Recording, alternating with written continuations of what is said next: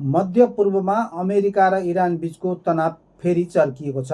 Iran र संयुक्त राज्य अमेरिका बीचको बढ्दो सैन्य तनावका बीच कुवेत अन्तर्राष्ट्रिय विमानस्थलमा इरानी ड्रोन आक्रमण भएपछि व्यापारिक उडानहरू तत्कालका लागि स्थगित गरिएको छ।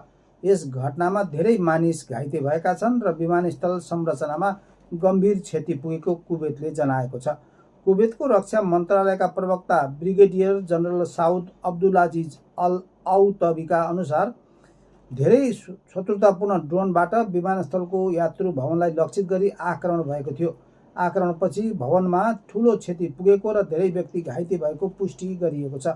इरानसँगको युद्धका कारण अस्थायी रूपमा बन्द रहेको विमानस्थल जुन 1 देखि पुनः सञ्चालनमा आएको थियो।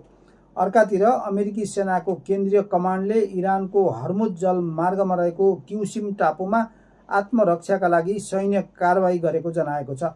इरानी सञ्चार माध्यमहरूका अनुसार अमेरिकी सेनाले हर्मुज जलमार्ग नजिकै रहेको एक इरानी तेल ट्याङ्कर तथा केस्म टापुको दक्षिणी क्षेत्रमा रहेको सञ्चार टावरमा प्रहार गरेको थियो।